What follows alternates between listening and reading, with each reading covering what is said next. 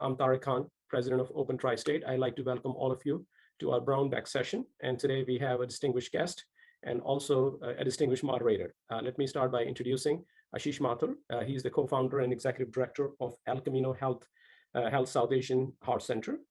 He has an interesting story. At a young age, in year 2000, he suffered a heart attack, and that really changed his life. And he created the center with a vision to halt the heart attacks and stop the diabetes among South Asian. And this is the population which is not fully immune to these challenges.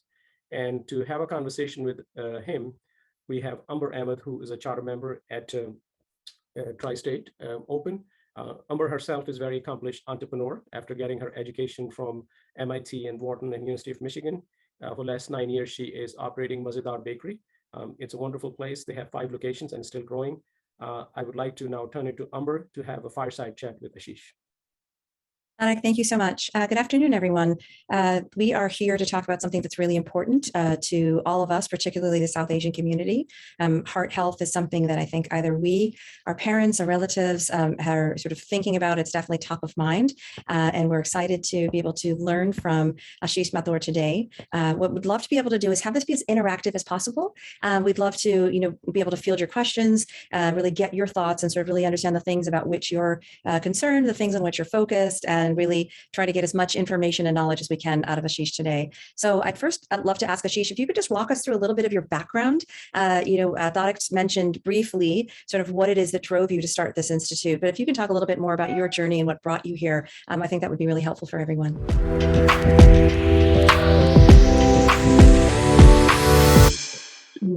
I'm delighted to be here presenting to Open, so thank you for inviting us, and I hope that we can arrange a series of kind of brown bags with you to cover a lot of aspects about heart health and chronic disease in general. So my background actually was as a software entrepreneur. I went to school at IIT Bombay, and then completed my computer science there. Came to the United States, did my master's from USC, and I settled down in the Bay Area, in the software industry, in high tech. And did a series of startups. And the one that I did last was a company called Selectica. While I was kind of at the peak of my career at Selectica at the age of 44, I had a heart attack. And this came to me just very sudden. One night I started feeling some chest discomfort, but it wasn't like a lot of pain or anything like that. And there was just a throbbing sensation that wasn't going away. I went to the bathroom, I kind of went to the kitchen later, kind of drank some water, and then I started getting some perspiration on the back of my head. And it wasn't a lot of pain yet. And then I went to my wife, who was asleep. This was the weekend, so she had been watching a movie and had come to sleep late in the night. Then I was just telling her that something is not quite right. She just I was telling her about this sensation in the chest area. And then she just touched my head and she touched the back of my neck, and it was completely drenched. There was a sweat there, and very unusual. And so she just said that, what, I'm just going to take you to emergency right now. And, fortunately for us, the hospital is just 3 minutes away by car. And so she brought me to the hospital, within minutes of that. And when I reached the hospital, they got me in and immediately started kind of monitoring me and figuring out my ECG, etc., and declared that I was having a heart attack. I was one of the very fortunate few who kind of reached the hospital with the kind of blockage that my heart was facing at that time. And the doctor said, this heart attack that your husband is having is a widowmaker.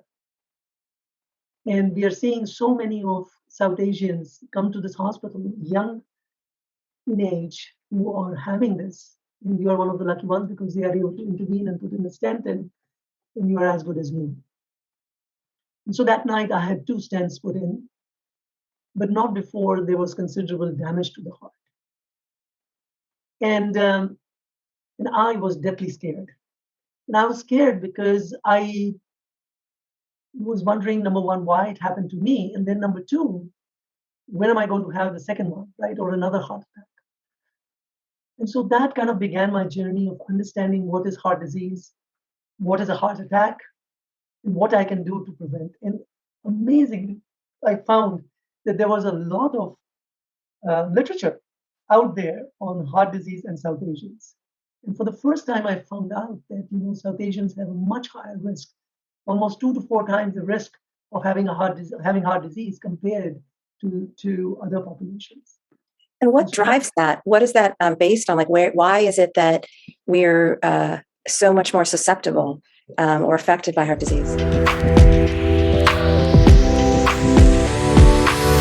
So the question that always comes up is why this disparate incidence, right? And the two areas that I focus on are nature and nurture. And a lot of risk factors that you know about, like for example, cholesterol or blood pressure or diabetes, etc., clinical risk factors that we know about heart disease kind of exist, but don't truly predict risk well in South Asians. There are other factors that do. And so you need to kind of look at inflammation in general. Inflammation is kind of the root issue at hand. And the inflammation, and then the question is how do we get inflammation? So I'll cover that. The second is dysmetabolism. And so while we all know that diabetes is the risk factor for heart disease, the testing for diabetes in this country is not done until you are age 45, annual physical, etc. And by the time it might be already too late. And so we focus individuals to kind of get their blood sugar levels, their insulin readings, as well as hemoglobin A1C, starting at age 30. Family history and genetics. And so while family history plays a part, there isn't a single gene that has been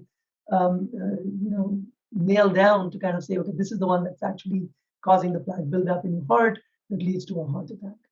But there are other factors that we can look at within the blood that are genetically determined that give us a little bit better idea of your risk for heart disease. And finally, there is new and emerging markers, and the research that we are doing at the South Asian Heart Center that's showing that cholesterol concentration, not just your LDL and HDL, but an indicator of your cholesterol concentration, the concentration of cholesterol in your lipid particles, is either protective or not protective based on that concentration. So those are kind of some of the things that are within nature, and some of which that are controllable as well. And then the second part is nurture. And as a matter of fact, a lot of the clinical markers are controlled through lifestyle and how you nurture yourself. So the key thing that I want to talk about here is stress and our response to stimulus, all these stimulus around us, that causes stress and causes physiological stress and causes an imbalance in the body. And we'll cover some of that today. I think that's something we can all relate to very well, especially what's been happening the past few years. So, sort of speaking to those stresses, I think is something we can all really benefit from. Yeah. And then sedentary lifestyles. I mean, to some extent, through these last 2 years, people have told us that, they've got more time to kind of, exercise and be physically fit. And at the same time, others are talking about the fact that now they don't get any time to do so. But sedentary lifestyles is very pronounced in this population. And our diets, while we have the tastiest food that's around, our diets are very lacking in nutrition or nutrient content. And so we'll touch upon that in depth today as well. And finally, we are not getting adequate rest. I mean, who has time to sleep these days? There's just a whole bunch of studies that have been done on sleep. And I'll show you some of those studies that show the pronounced risk of diabetes as well as heart disease.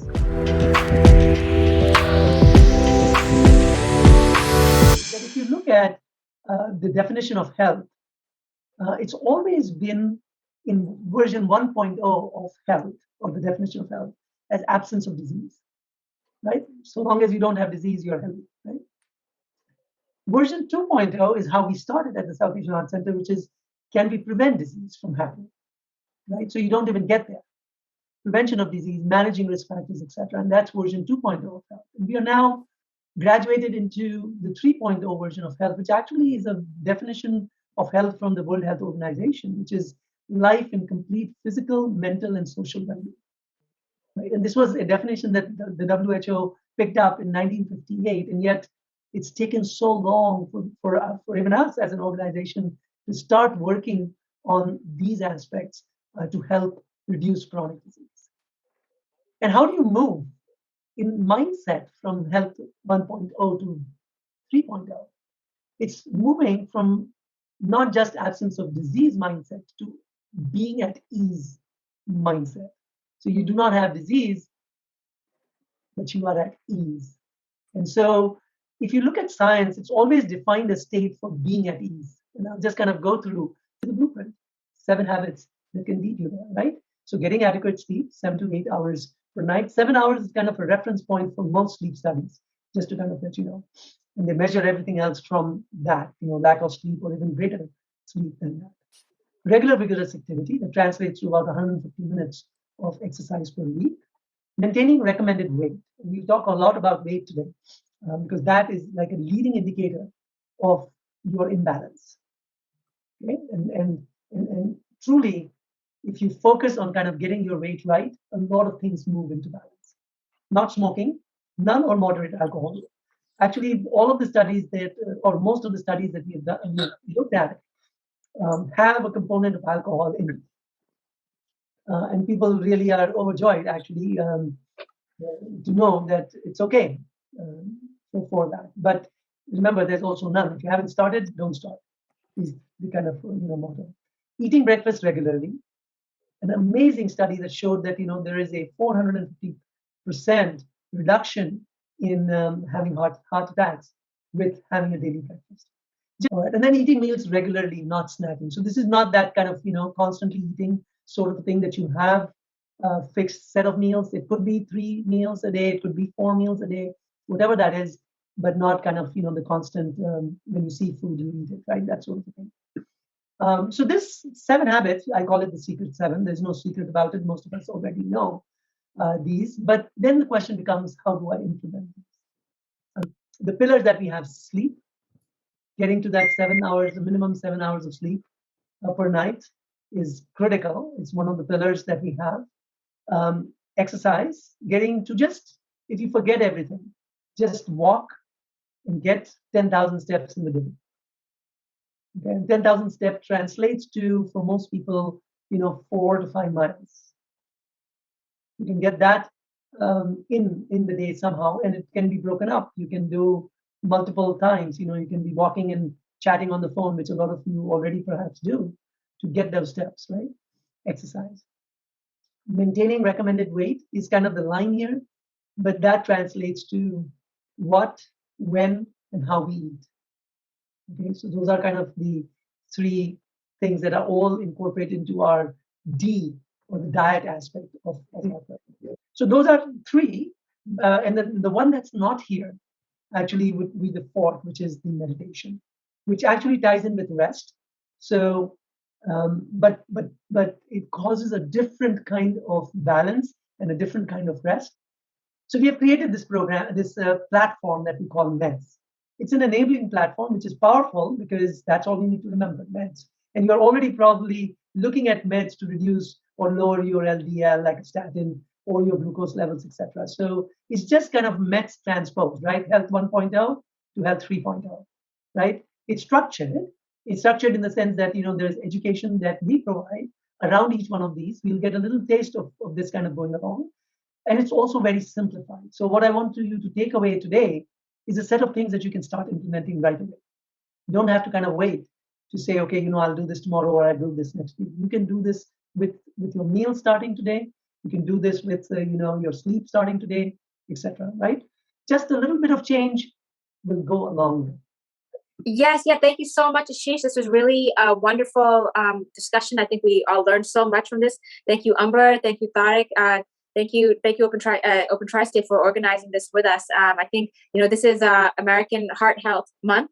So this was a really timely discussion. And we do plan on sharing this with our members. So we've recorded this and we will be sharing this on our website and with our members. And I think we came away with a lot of actionable items here. So I learned a lot, and I'm sure everyone else did too. So thanks again, everyone, for participating and asking good questions, and hope to have some more follow-on discussions.